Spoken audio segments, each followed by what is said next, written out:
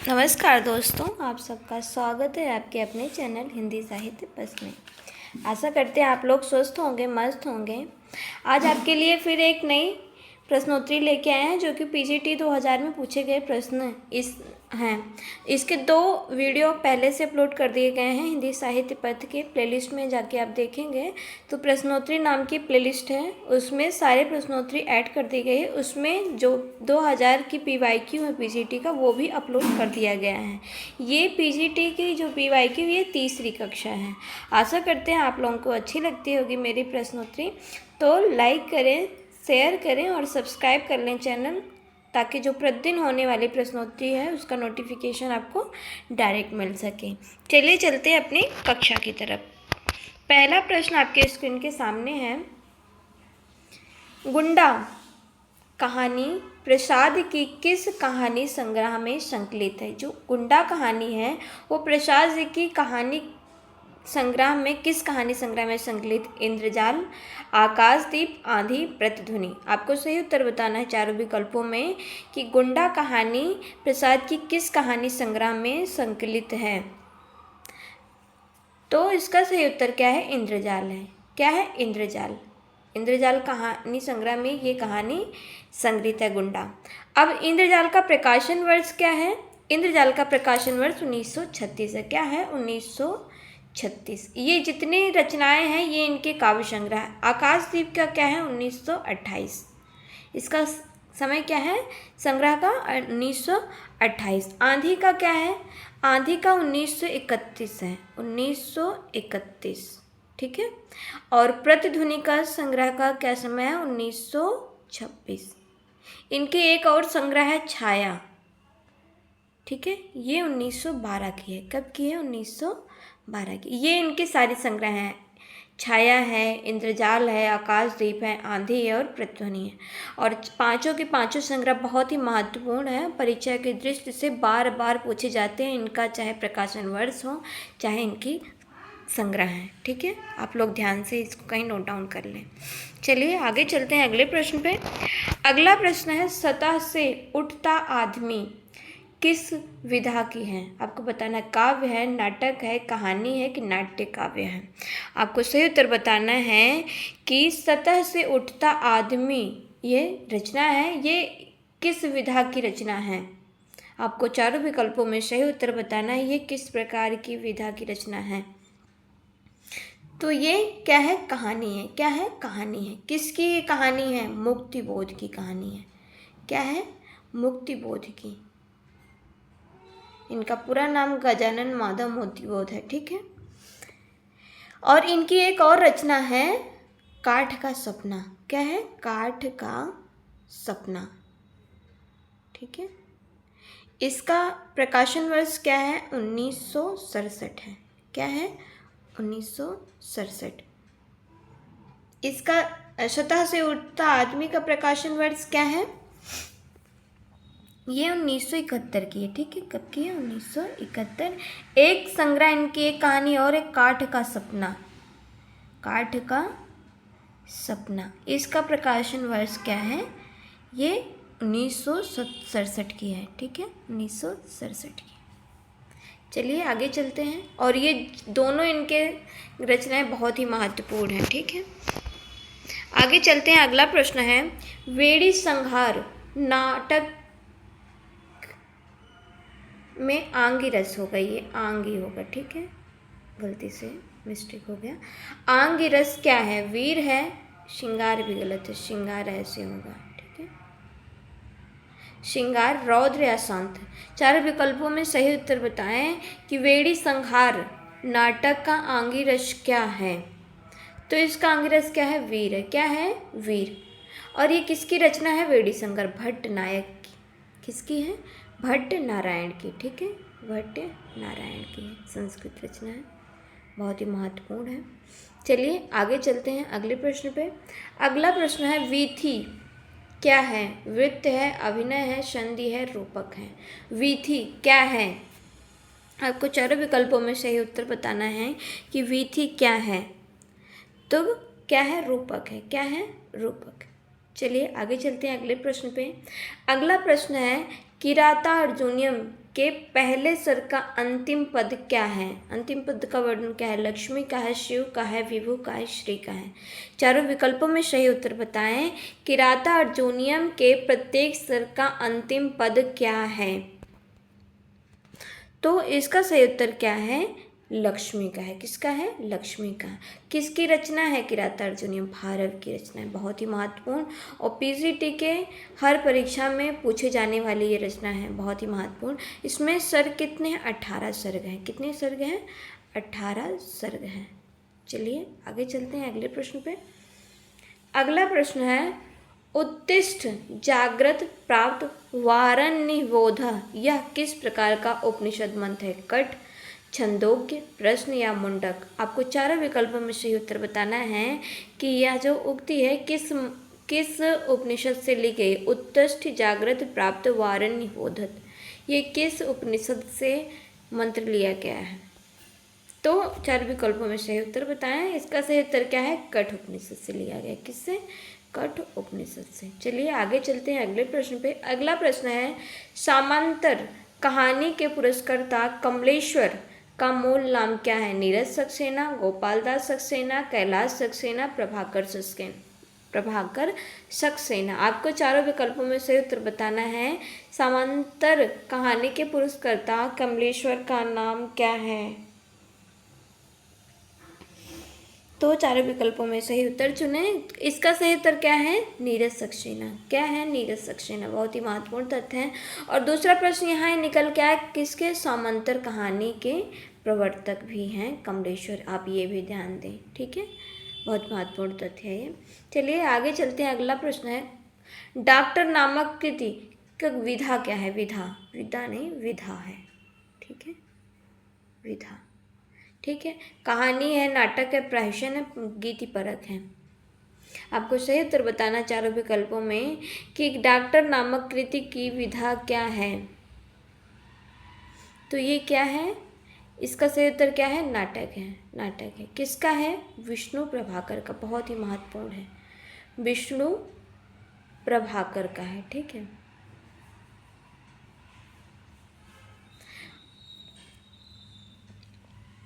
ठीक है, चलिए आगे चलते हैं। और ये कब का नाटक है? 1958 का है। बहुत महत्वपूर्ण, प्रकाशन वर्ष बहुत पूछा जाता है। 1958 ईस्वी का है, ठीक है। चलिए आगे चलते हैं अगले प्रश्न पे। अगला प्रश्न है, भक्ति विवेक निम्नलिखित में से किसकी रचना है? मलुक दास की, नाभा दास की, सुंदर दास की, दादू दयाल की? आपको सही उत्तर बताना है।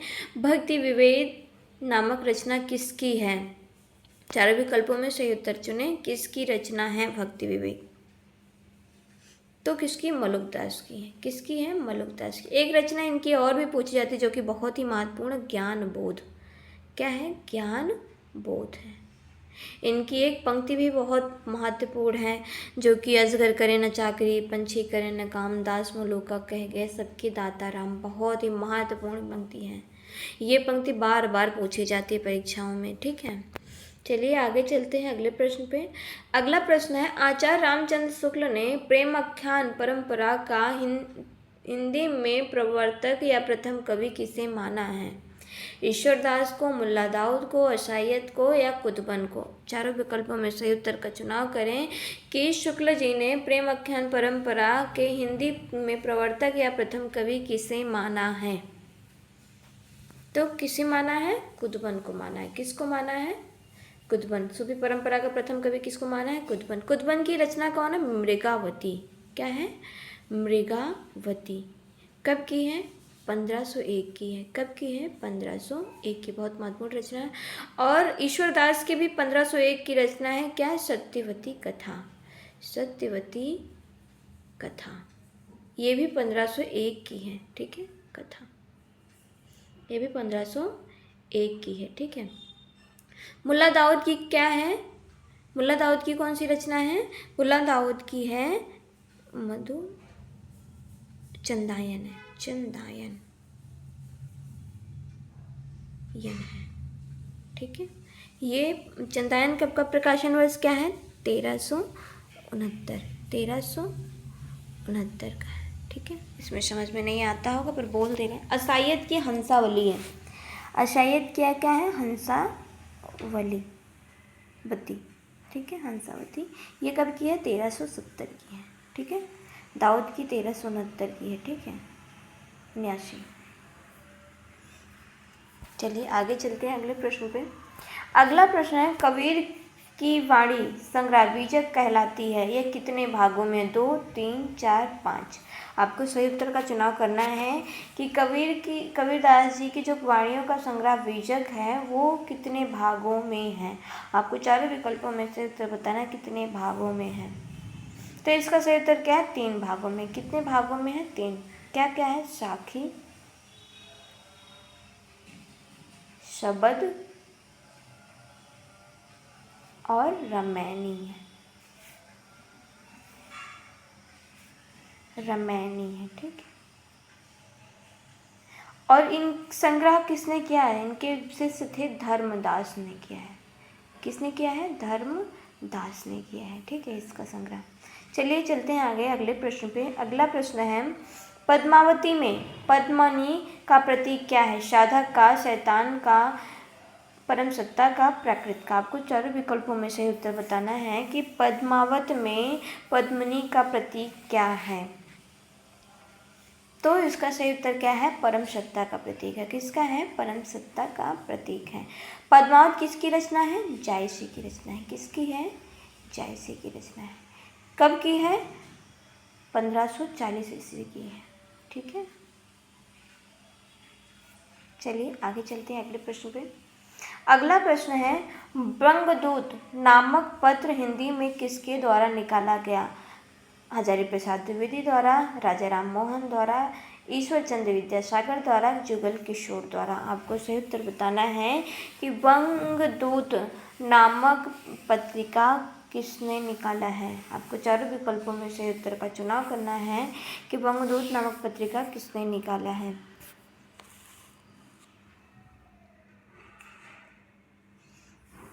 तो किसने निकाला है? राजा राम मोहन राय ने। किसने निकाला है? राजा राम मोहन राय ने निकाला है। बंगदूत कब निकलती? 1829 में, ठीक है, 1829। कहाँ से निकलती? कलकत्ता से निकलती थी ये पत्रिका। कहाँ से निकलती थी? कलकत्ता से। और ये साप्ताहिक पत्रिका थी। कैसी पत्रिका थी? साप्ताहिक पत्रिका थी, ठीक है। और जुगल किशोर, पहले इनकी पत्रिका है उद्दंड मार्तंड, उद्दंड मार्तंड, ठीक है, ठीक है। सबसे पहली पत्रिका उद्दंड मार्तंड मानी जाती है। चलिए आगे चलते हैं अगले प्रश्न पे। अगला प्रश्न है, हिंदी प्रदीप नामक पत्र निम्नलिखित में से किसके द्वारा निकाला गया है? पंडित प्रताप नारायण मिश्र द्वारा, जगमोहन सिंह द्वारा और बालकृष्ण भट्ट द्वारा, या इनमें से कोई नहीं। आपको सही उत्तर बताना है। हिंदी प्रदीप नामक पत्र किसके द्वारा निकाला गया पत्रिका है ये?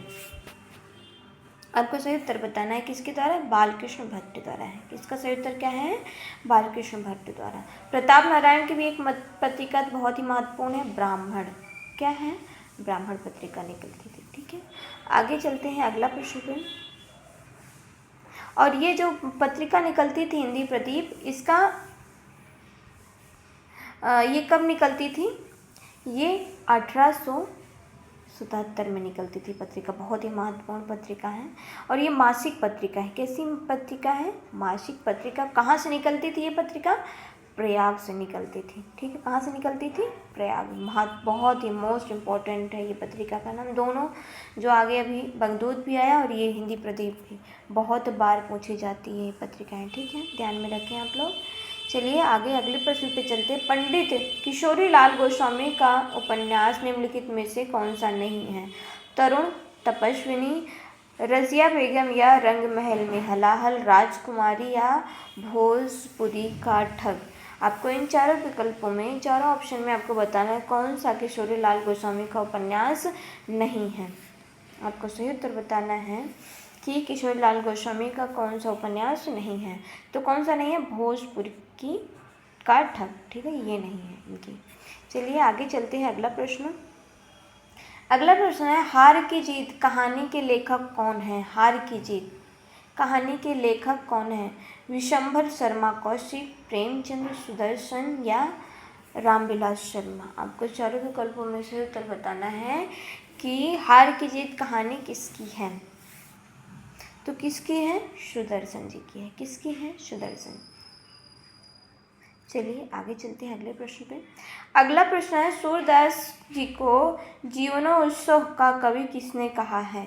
रामचंद्र शुक्ल जी ने, आचार्य हजारी प्रसाद द्विवेदी ने, महावीर प्रसाद द्विवेदी ने, मैथिली शरण गुप्त ने। आपको चारों विकल्पों में सही का चुनाव करना है कि सूरदास जी को जीवनोत्सव का कवि किसने कहा है। तो इसका सही उत्तर क्या है? शुक्ल जी ने कहा है। किसने कहा है? शुक्ल जी ने कहा है। चलिए आगे चलते हैं अगला प्रश्न पे। अगला प्रश्न, एक बूंद सहसा उछली किसके द्वारा लिखित यात्रा वृत्तांत है? राहुल सांकृत्यायन द्वारा, यशपाल द्वारा, रामवृक्ष बेनीपुरी द्वारा, अज्ञेय द्वारा। आपको सही उत्तर बताना है। एक बूंद सहसा उछली किसके लेखक द्वारा लिखित यात्रा वृत्तांत है? बहुत ही महत्वपूर्ण है, कई बार परीक्षाओं में पूछी जाने वाली है और ये पीजीटी में पूछी ही गई है और भी अन्य परीक्षाओं में बार बार पूछी जाती है रचना। एक बूंद सहसा उछली किसकी रचना है? किसकी रचना है? इसका सही उत्तर क्या है? अज्ञेय जी की रचना है। किसकी है? अज्ञेय जी की रचना है। इसका कब ये प्रकाशित हुई है? तो ये एक बूंद सहसा उछली ये 1960 की है। ठीक है, 1960 की है। इनकी एक और यात्रा वृत्तांत है, अरे यायावर रहेगा याद। अरे यायावर रहेगा याद। ठीक है, ये भी नेट के सिलेबस में लगी ये रचना है, बहुत ही महत्वपूर्ण। इसका प्रकाशन वर्ष क्या है? 1953 का है। 1953।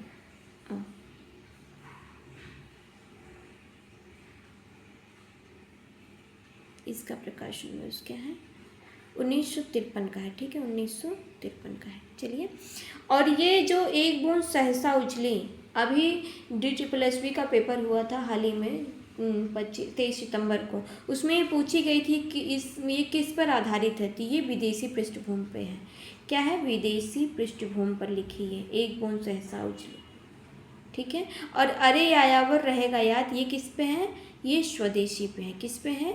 स्वदेशी यात्रा पे है। ठीक है, मतलब भारत की यात्रा पे है। चलिए, आशा करते हैं आपको अच्छी लगी होगी ये। चलिए आगे अगला प्रश्न है, अमिष अमिष का विलोम शब्द क्या है? सनिष, निरामिष, मांसाहारी, शाकाहारी। आपको सही उत्तर बताना है कि अमिष का विलोम शब्द क्या है। तो इसका सही उत्तर क्या है? निरामिष होगा। क्या है? निरामिष। चलिए आगे चलते हैं अगले प्रश्न पे। अगला प्रश्न है, वह जो भाई अन्य माता से उत्पन्न हुआ हो उसे क्या कहते हैं? दूरस्थ, अन्योदर, औरस, सहोदर। आपको सही उत्तर बताना है कि वह भाई जो अन्य माता से उपजा हो तो उसको क्या कहते हैं?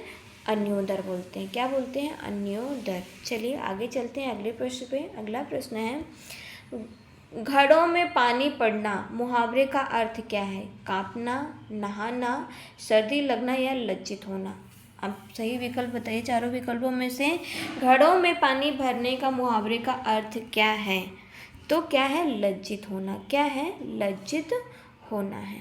चलिए, ये अंतिम प्रश्न था। आशा करते हैं आप लोगों को ये प्रश्नोत्तरी जो PYQ सीरीज़ लेके आई गई आपको बहुत ही अच्छी लगती होगी। अगर अच्छी लगती है तो लाइक करें वीडियो को और चैनल को सब्सक्राइब कर लें ताकि जो प्रतिदिन होने वाली प्रश्नोत्तरी है उसका नोटिफिकेशन आपको मिल जाए। चलिए, धन्यवाद दोस्तों, मिलते हैं आपको एक अगली नई प्रश्नोत्तरी में। धन्यवाद दोस्तों।